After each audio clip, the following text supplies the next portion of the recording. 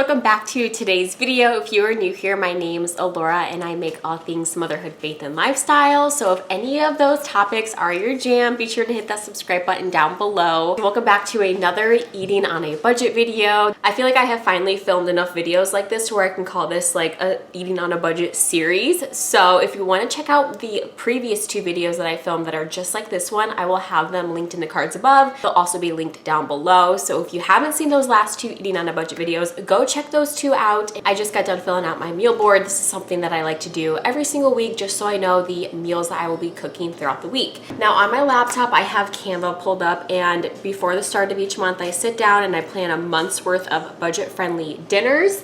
And so I just refer back to this every single week when I go to fill out my meal board and also when I go to make my grocery list. I will have June meal plan linked down below for you guys. There's so many recipes on there that are just great. Something about me is I love budget-friendly recipes that are simple, straight to the point, no fuss, and is still very, very good. So just note that a lot of these meals that you will see in this video are very, very simple meals. Anyone can truly make them. Before I head out the door, I need to create my grocery list, and I am a pen and paper type gal.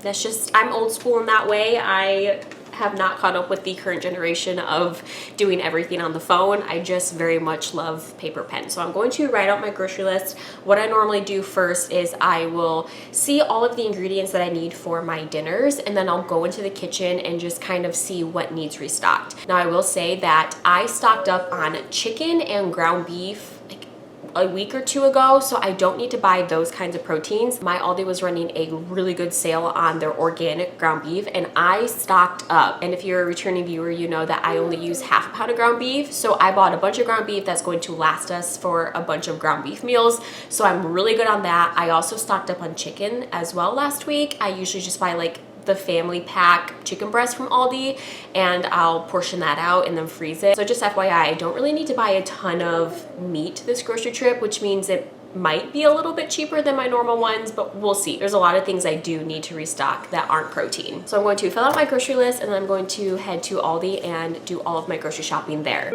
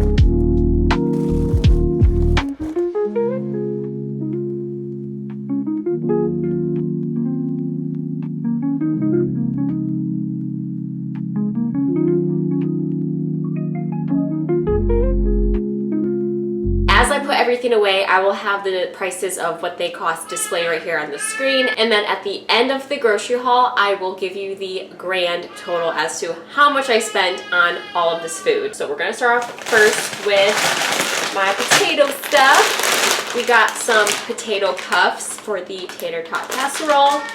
And this was an impulse buy. I saw it and I was like, hash brown sticks? Are you kidding me? Like, the kids are gonna love this. Next up, we have some frozen mixed vegetables for my tater tot casserole, and then of course pizza dough for Friday night pizza night. I also restocked on, oh, hang on, it's kind of like frosted over. It is this chocolate premium ice cream that I love to get. I got this beef smoked sausage for the smoked sausage, bell pepper, sheet pan dinner that I'll be making this week.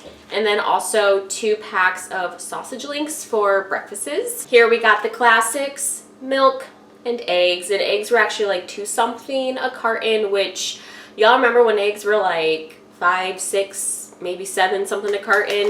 This is a lot more reasonable. I got some Kobe Jack cheese sticks for snacks, and then mozzarella cheese for, of course, Friday night pizza night. I got the kids some yogurt tubes, and then I got a tub of this honey Greek yogurt for breakfasts. A thing of sour cream for beef stroganoff this week. We got a restock of berries, strawberries, blueberries. These are gonna be gone before the weekend, so I might have to make another trip back. We'll see.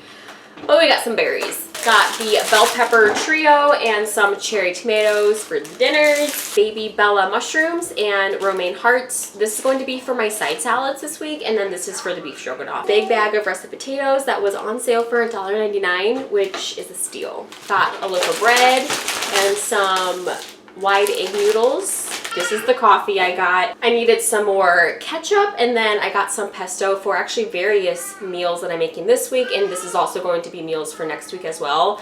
I decided to put all my pesto dinners kind of like around each other because you don't need a lot of pesto for dishes, and I keep wasting my pesto every time I buy it. Like I only use like up to half the jar. We're gonna have a lot of pesto dishes this week and also next week, but that's okay because I want to use it up because I bought it, and yeah, don't want to throw money away. I got some applesauce for the kids for like an on-the-go snack, and then oats and flax for the kids as well. They like eating this for breakfast with some peanut butter and honey. Beef broth for actually quite a few recipes this week, and then some croutons for the side salads. I got a box of these fruit and grain soft baked mini bars. I had actually got a box of these for our family vacation that we had went on, and the kids loved it, so I decided to grab another box for just easy on-the-go snacks. And then lastly, I got some veggie straws for the kids, and then I got these like potato chips for Kyle. He got some French onion dip in the fridge from last week that he has yet to finish, so I'm sure he'll probably finish it off with these chips.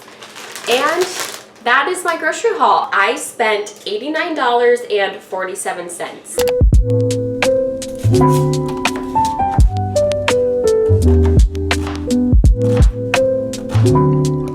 Tonight is tater tot casserole. I just got done prepping all of the ingredients. I also preheated the oven to 375. So while that's preheating, I'm going to make the like tater tot casserole filling. So I make the filling in this like stainless steel pan, and I just keep it in here. I know some people will transfer it to like a 9x13 casserole dish. Well, the less dishes the better. So I usually just keep it in here, and then I top it with tater tots, and then just stick the whole thing in the oven and bake it from there. If you do not have an oven-safe skillet, feel free to transfer the tater tot casserole filling into a casserole dish so that you can like actually bake it. But I guess if you have an oven-safe skillet, you might as well just keep it in the same pot. You're probably going to hear the chaos of the evening, which is my children laughing, maybe crying, maybe getting on each other's nerves. That is pretty normal within the Townsend household and will be normal throughout dinners I make this week. You will very much hear my family, and maybe all of you older mamas will, you know, get a little flashback from the past of when you were younger like me and had very loud, very active kids. I'm going to get started on dinner. The filling goes by really quick. The longest part of this recipe is the baking time. That takes about roughly 30 to 35 minutes. So the filling will get done in no time. It's just the baking with this recipe.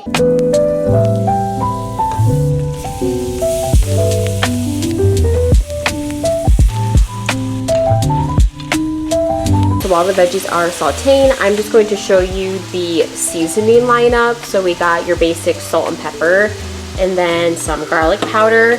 Now, celery salt is something that you cannot find at Aldi, but Walmart carries it. So I just bought this from Walmart like a long time ago and has lasted me a very, very long time. So once you buy it once, you probably want to buy it for a while. And then we got some ground mustard. Again, this is something you can't find at Aldi, but Walmart has for really cheap actually. And then some onion powder.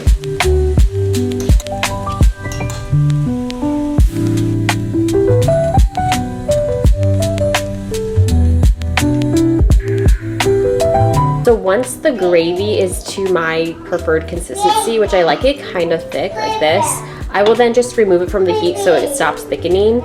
And then I'll add some shredded cheddar cheese that I'm just gonna pull from the fridge from a previous recipe. Then I'll add the tater tots on top, bake it, and then dinner's ready. And it's literally that simple.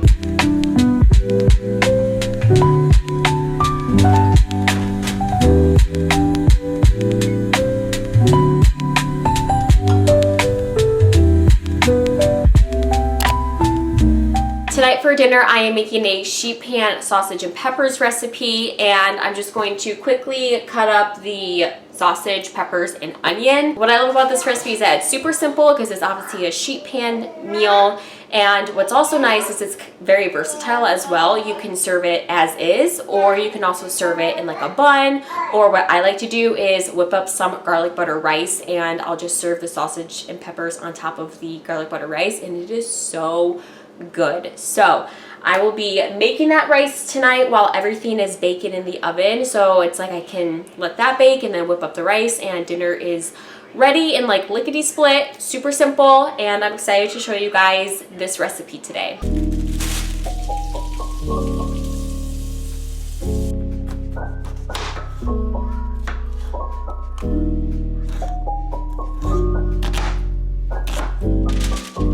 Now that my onion and peppers are sliced and and it's on the sheet pan, I'm then going to drizzle some olive oil over it all and then season it with some salt, pepper, and Italian seasoning, which there's a kind of a funny story behind me pronouncing Italian. I'll tell that after I explain the dish. I'm going to be adding some minced garlic in there as well. Mix it all up, and then I'm going to cut up this beef smoked sausage, put it on top, and then bake it into the oven at 400 degrees for like 30 minutes. Okay, so the Italian seasoning story. You all know my budget meals reels that I do. I do like a voiceover, and literally my whole life, I have been pronouncing Italian as I-talian, and someone rightfully so called me out on it in my comment section about how I say I-talian. And literally, like, my whole life, that's just how I thought you pronounced this word. And then my husband's like, no, it's like Italian, like Italy, Italian. And my mind was blown. So if you were wondering, it's pronounced Italian, Italian, Italian seasoning.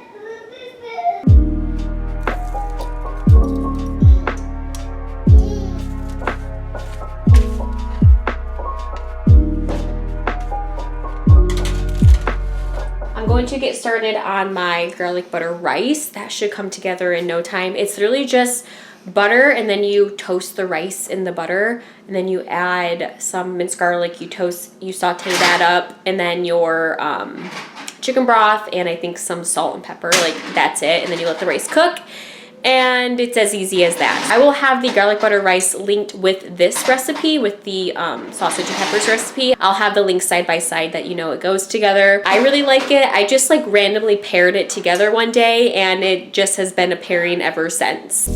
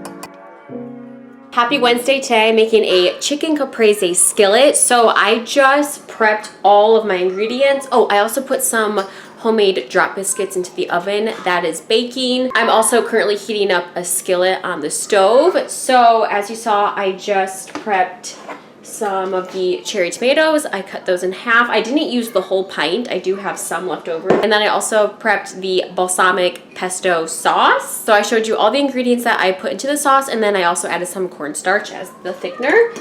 And so that's ready. And then I also prepped all of the chicken, and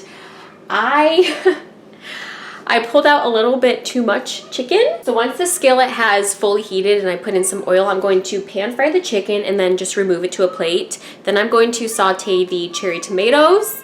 Once those are kind of bursting, I'm then going to pour in that sauce, let it thicken up a bit, put the chicken back into the pan, cover it with the sauce, then top it with some freshly shredded mozzarella, which I actually have some in the fridge already shredded. This is from a previous pizza night, so I'm just going to use this up on top of the chicken, and then you cover it with the lid, let that cheese melt. I like to serve this dinner with the drop biscuit because there's some sauce that I like to soak up with the biscuit, and then also it offers like a carb.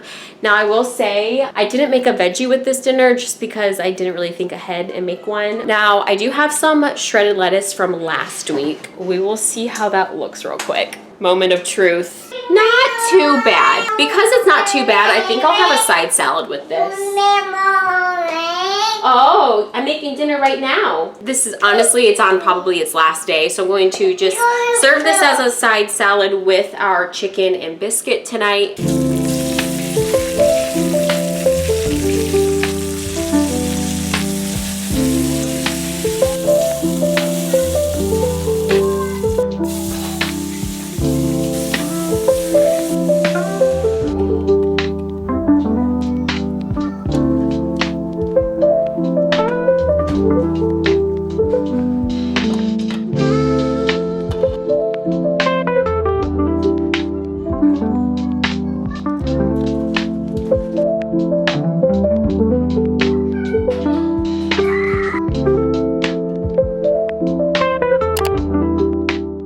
For dinner is beef stroganoff. I just put some broccoli into the oven. I'm gonna serve it with a side of roasted broccoli, so that's currently roasting. And then I also just got done washing these baby bella mushrooms. I need to slice these up.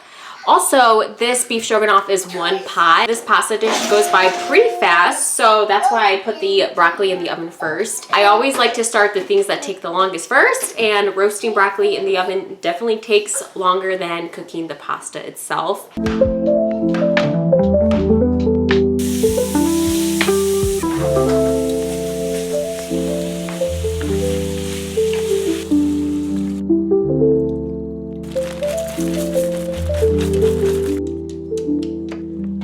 So once I've put the lid on, I cranked the heat up to allow it to come to a boil. And then once it started boiling, I gave it a good stir, put the lid back on, turn the heat down to low. I'm just checking on it every so often. And if I feel like it needs more broth, I'll just add more. But honestly, it's looking really good. And the egg noodles are like already super tender. That cooked fast. Let me try it real quick.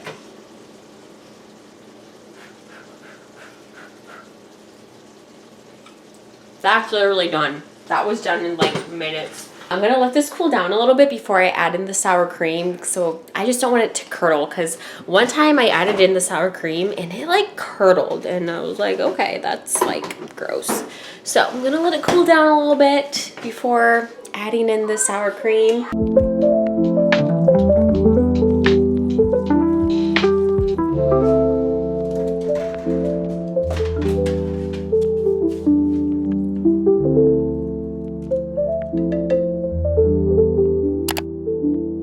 It is Friday, which means it is pizza night, and I will be making a chicken bacon pesto Alfredo pizza. So hopefully, I know that's a mouthful, but hopefully that all made sense. In my last Eating on a Budget video, I made a very basic chicken Alfredo pizza, and some of you commented saying to add some pesto to it and also bacon as well. And so I'm going to take on your guys' recommendations and add those two things to the pizza. I have most of the ingredients laid out, so what I need to do is make the Alfredo sauce first, and then I'll be adding some pesto to the Alfredo sauce.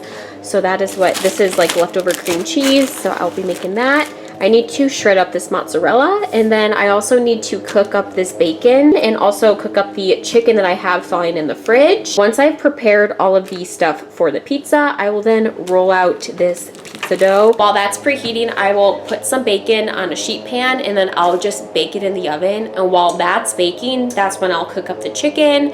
I will make the Alfredo and pesto sauce, shred the mozzarella, and also roll out the dough. And hopefully by the time I'm done with everything, the bacon is done, so then I can just add the bacon on top and bake the pizza. I will catch up with you guys probably after dinner.